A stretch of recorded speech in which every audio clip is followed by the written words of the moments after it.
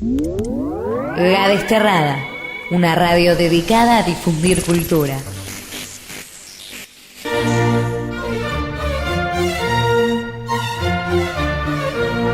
A partir de este momento, los invitamos a compartir y conocer una perfecta combinación de música,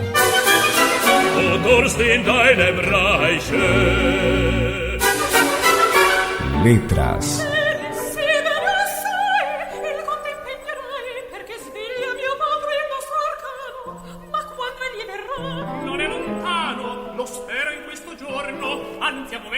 interpretaciones.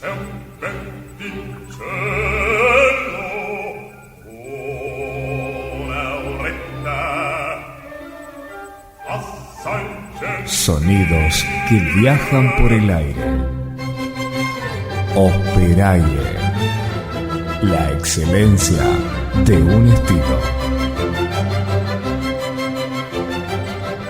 Muy buenas tardes, amigos de Operaire y amantes de la ópera.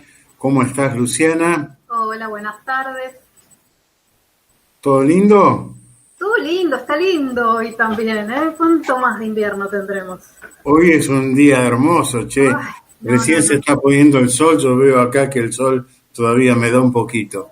Bueno, ¿cómo viene la mano con el programa? ¿Qué sorpresa nos tenés preparada?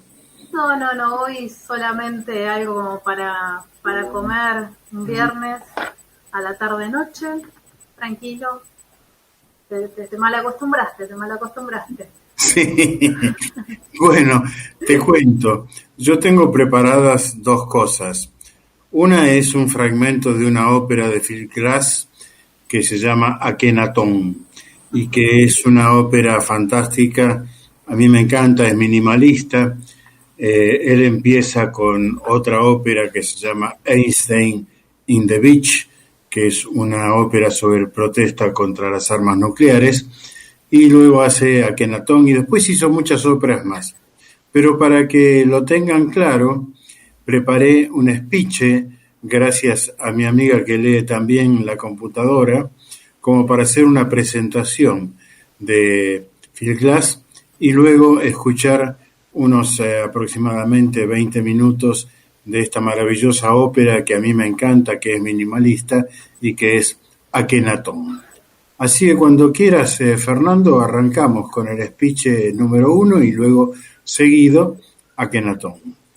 Philip Glass, Baltimore, Maryland, 31 de enero de 1937, es un compositor de música clásica minimalista estadounidense. Estudió en la Juilliard School de Nueva York. Su reconocimiento internacional aumentó desde la aparición de su ópera Einstein on the Beach, 1975.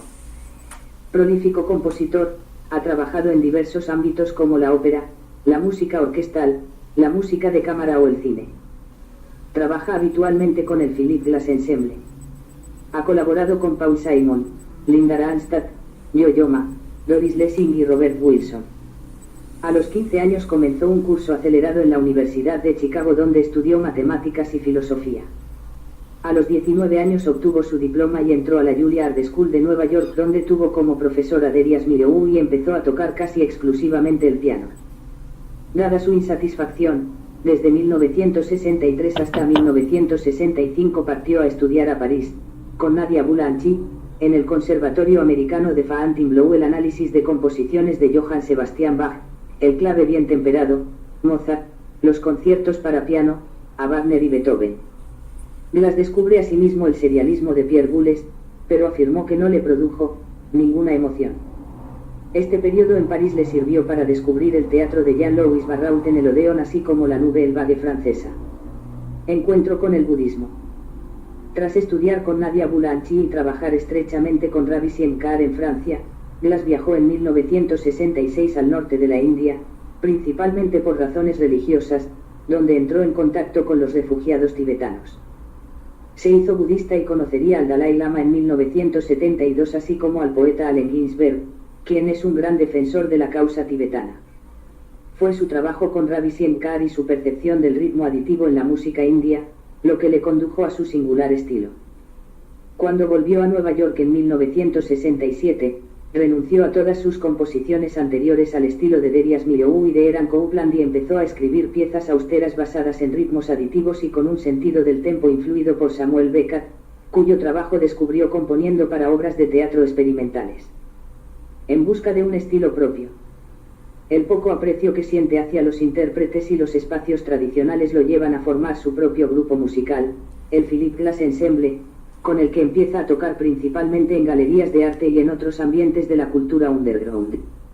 Estos tiempos durísimos, que abarcaron casi la totalidad de la década de los 70, le obligaron a trabajar como taxista y reparador de electrodomésticos a la vez que componía e interpretaba. La música de esta primera época es extremadamente repetitiva, austera y complicada para el oyente, lo que le supuso una gran incomprensión por parte de la crítica y el público. El propio Glass comentaba que cuando alguien del público se quedaba hasta el final, le invitaban a cenar. Solo empezó a ser reconocido a partir de su colaboración con el director escénico y renovador teatral, también minimalista, Robert Wilson, director, con quien realizó la ópera experimental Einstein on the Beach, un alegato antinuclear con libreto escrito por un psicótico donde cada elemento clásico del género operístico se ve renovado y alterado de modo consciente. Aún así, a pesar del relativo éxito de la obra, tiene que seguir trabajando como reparador durante un tiempo antes de poder dedicarse totalmente a la música. Habitualmente, Philip Glass rehúsa encuadrar sus creaciones dentro del estilo minimalista, pero se ha definido a sí mismo como un compositor de música que se basa en estructuras repetitivas. Reconocimiento. La realización de nuevas óperas así como una dulcificación de su estilo a principios de los 80, más accesible para el gran público, hizo avanzar la fama de Glass, así como su relevancia dentro de la cultura musical alternativa. Los primeros escarceos con músicos pop, como Mike Oldfield en su LP Platinum, donde interpreta una pieza de Glass, contribuyeron a darle a conocer en círculos más amplios. Es posible que la fama a nivel mundial y cierto estatus de genio le llegara a través de la película experimental Koyaan Isatsi, dirigida por Godfrey Young, 1981 a 1982, y producida por Francis Ford Coppola. Algunas piezas que no se usaron en la película, como Facades, al final aparecieron en el álbum Glassworks, 1982, CBS Records, que llevó la música de Glass a un público más amplio. La trilogía de retratos se terminó con Agnaten, 1982-1983, estrenada en 1984, una composición vocal y orquestal cantada en acadio, hebreo bíblico y egipcio antiguo.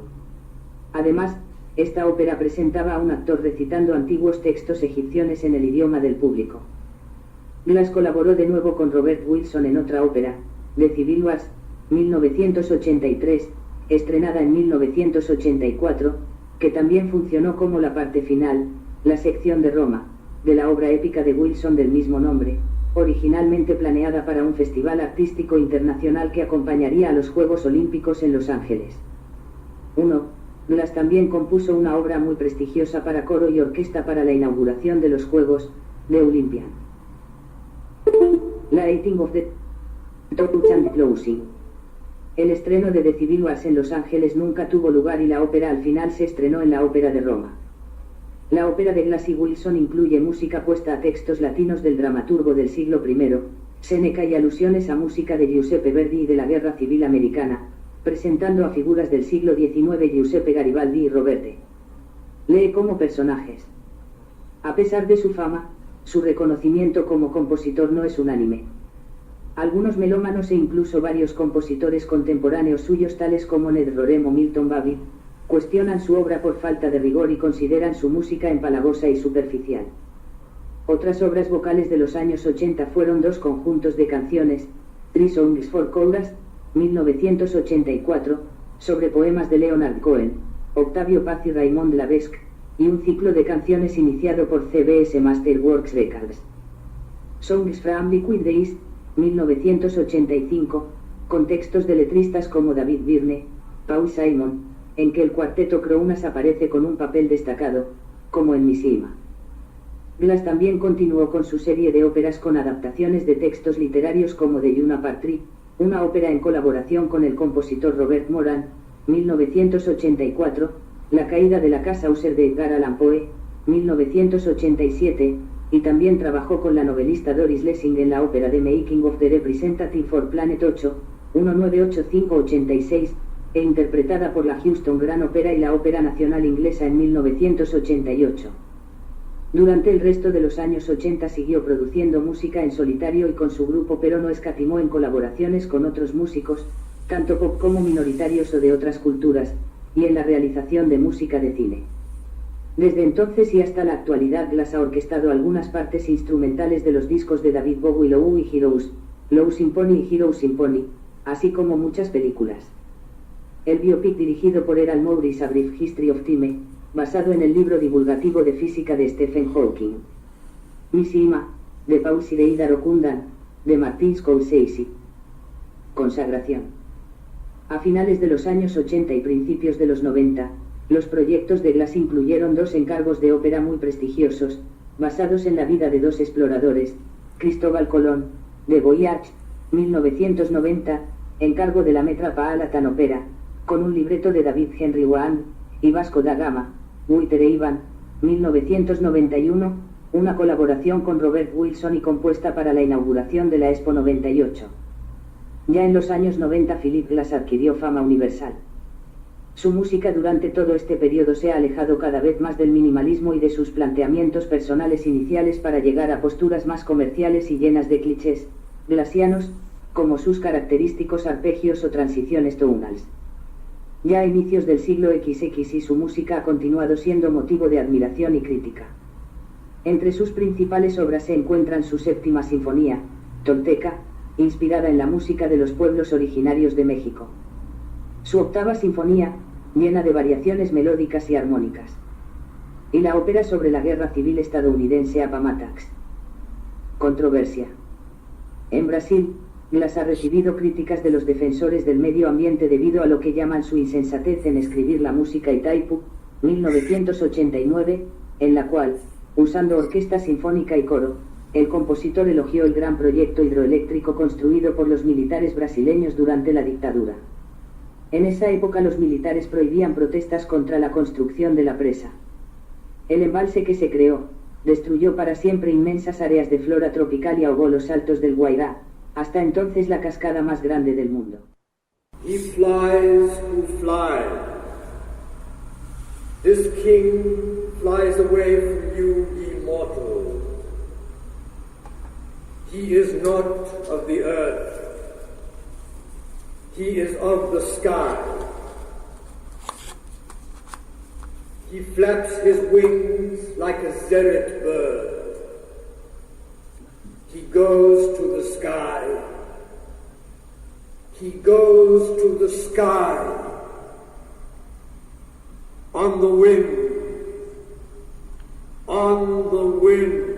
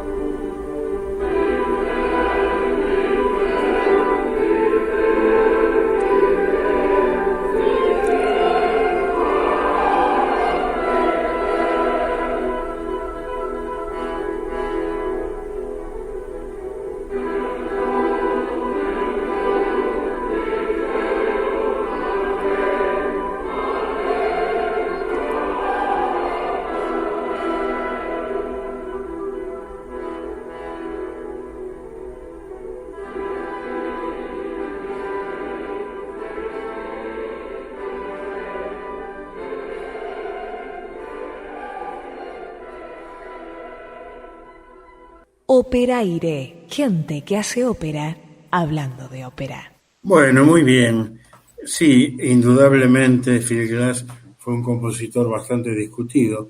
A mí me encanta todo lo que tiene que ver con la ópera, entre comillas, contemporánea, porque esta ópera tiene casi 50 años. Me fascina. El minimalismo, a veces, cuando uno no está acostumbrado a escucharlo, resulta un poco tedioso, pero es cuestión de meterse dentro de lo que se está significando, sobre todo cuando lo que estamos haciendo en este momento es simplemente escucharlo y no viendo toda la escena egipcia. Recordemos que Akenatón era el faraón egipcio que se dedicó al dios Atón, por eso es Akenatón. Y la puesta era realmente maravillosa. No sé qué te pareció a vos, ¿qué opinás? No, muy interesante, por momentos hasta cinematográfico. Es como vos decís, que hay que ver, pues, en el momento de verlo, si es lo que uno se imagina al escucharlo también. Él compuso mucha música para películas. Este tipo de compositores, lo mismo que los electroacústicos, tuvieron una participación muy grande en todo lo que es películas. Y después, más adelante, vamos a pasar en otro programa un fragmento de Einstein on the Beach y posiblemente algún fragmento también de Cristóbal Colón, que son dos obras maravillosas. Einstein on the Beach era la primera con la cual empieza a despegarse del anonimato, aunque tiene que seguir trabajando arreglando artefactos domésticos, ¿viste? Porque no le daba la plata para vivir de la música. Pero bueno, contanos un poquito qué es lo que nos preparaste de rico para la cena del viernes. La cena del viernes, mira, te traje una entrada y un aperitivo de un festín para Papageno de la parte de la obertura. Bien. Si hay tiempo, escuchamos la obertura también como para cerrarlo. Sí, creo que tenemos tiempo, sí. Bueno, cuando quieras, Fernando. La obertura de la flauta mágica nos presenta solemnemente la ópera, ofreciéndonos un resumen simbólico. 5 acordes rituales nos introducen en el mundo de la reina de la noche. La oscuridad nos es sugerida por la umbrosa sonoridad de la orquesta. Pero el tenebroso recorrido dura poco. De improviso, como salido bruscamente de un oscuro laberinto, surge nítidamente el ritmado y escandido tema del allegro. El flujo incesante de este célebre motivo se interrumpe de pronto y una fanfarria de vientos escande por 3 veces seguidas 3 acordes. Nos hallamos en el mundo masculino de los sacerdotes de Sarastro. Los números 5 y 3 son cifras símbolo que representan al mundo femenino de la reina de la noche y al mundo masculino de Sarastro, correspondiendo al 3 al número iniciático masculino y el 5 al de la iniciación femenina. En las logias masónicas femeninas o logias de adopción, llamadas así porque para obtener el visto bueno debían ser adoptadas por una logia masónica masculina, difundida ya en la época de Mozart, todo acontece en número de 5, según rezan los rituales de la época. Ambos números vamos a encontrarlos puntualmente simbolizados a lo largo de toda la ópera. De ahí que en la comida que nos disponemos a preparar deberemos ponerlo en evidencia, así como también debemos especial cuidado en la disposición de los diferentes platos, puesto que la escenografía gastronómica es de fundamental importancia. El estilo contrapuntístico de esta obertura nos sugiere también un contrapunto de platos. Por eso, para empezar, proponemos 3 clases de entradas. En este caso vamos a presentarles la primera entrada junto con el primer aperitivo. La primera entrada es la casatele al queso. Los ingredientes son 300 gramos de harina flor, 150 gramos de cacioballo, 150 gramos de filetes de anchoa, un huevo, 20 gramos de margarina, una pizca de sal, agua en cantidad suficiente y aceite de oliva. Con la harina, el huevo, la margarina, la sal y el agua se hace una pasta firme y se la deja en reposo. Extender luego la masa con el rodillo y cortarla en pequeñas hojas de 8 a 10 centímetros. En cada hoja de masa colocar una loncha de cacioballo fresco y un filete de anchoa. Plegar en dos cada hoja de masa adhiriendo muy bien los bordes y freírlas en abundante aceite de oliva muy caliente. Acá aclaramos que el caciovallo es un queso típico de la Italia meridional fabricado con leche de vaca, de pasta dura, dulce o picante, en forma de pera alargada. Por supuesto que podemos reemplazarlo por algún otro queso que podamos conseguir. Y para el primer aperitivo, ingredientes para una persona: 2 cubitos de hielo, una parte de ginebra, una parte de apricot brandy y una parte de vermut seco y unas gotitas de limón. Verter los ingredientes en el orden enumerado y agitar enérgicamente durante varios segundos. Filtrar en una coctelera baja y servir.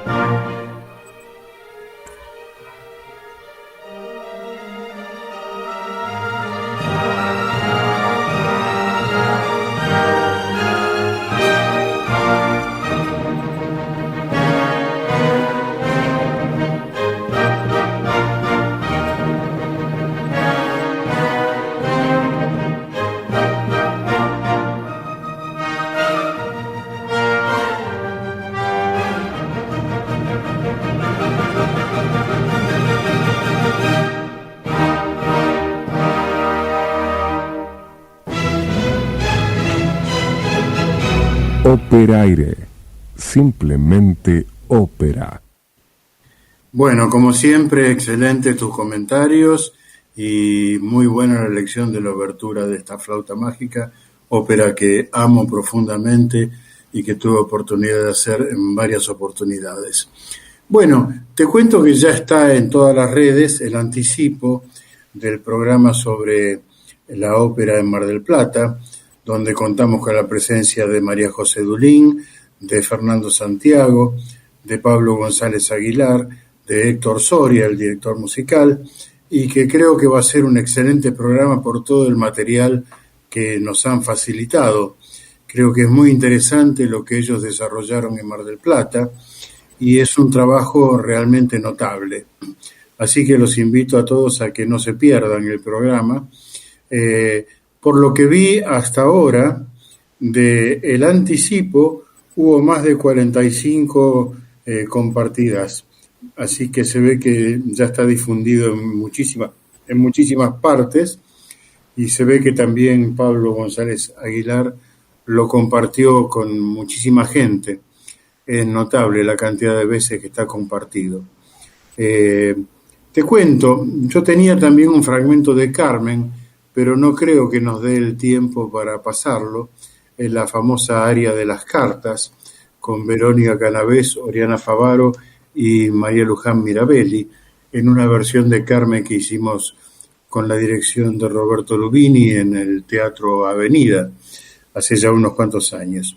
Y es un fragmento que amo, el aria de las cartas realmente es un fragmento maravilloso, donde todas las cartas que ella saca, que Carmen saca, representan la muerte.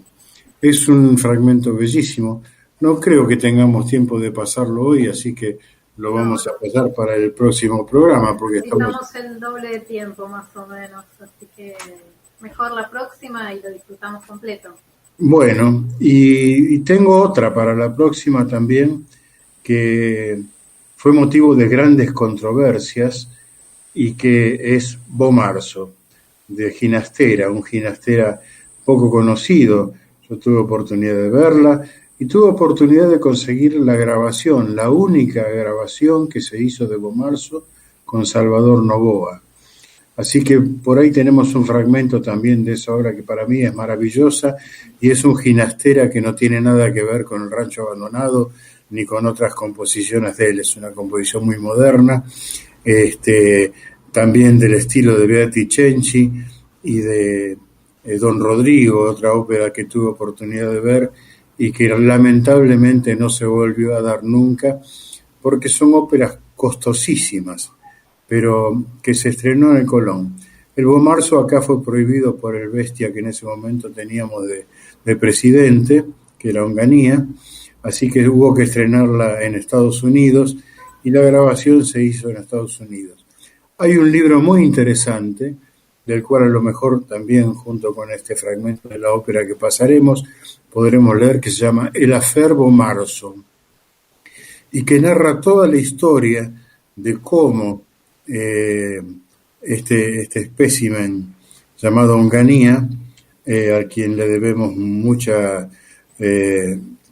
mí me tocó vivir en la facultad la noche de los bastones largos, la famosa noche de los bastones largos, sobreviví, y creo que vale la pena. Se llama El Affaire Bomarzo, un libro maravilloso donde cuenta toda la historia de Bomarzo y toda la historia de Onganía relacionada con Bomarzo y lo que era en ese momento el Teatro Colón. Bueno, no sé si ya estamos, nos tenemos que despedir lamentablemente. Sí, nos vamos despidiendo. Programa número 755. Hoy no me preguntaste. Y hoy no te pregunté. Hoy se me escapó. Pero gracias. Puedo estar en todo, no puedo estar en todo. No, yo no puedo estar en todo. Vos sí estás en todo. Eso es maravilloso de vos. Bueno, muchísimas gracias por escucharnos y nos encontraremos. Este programa, por supuesto, sube también a las redes para aquellos que no lo puedan escuchar en este momento. Así que nos despedimos hasta el viernes de la semana que viene, a las 6 de la tarde, como siempre, Gracias, Fernando, por tu operación. Gracias, Fernanda Colombo, por este espacio en ladesterrada.com.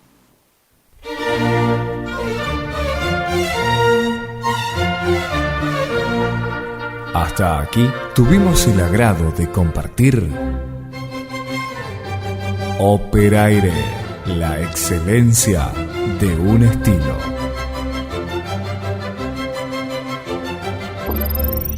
¿Te perdiste un programa? Volvélo a escuchar en nuestra plataforma web ladesterrada.com.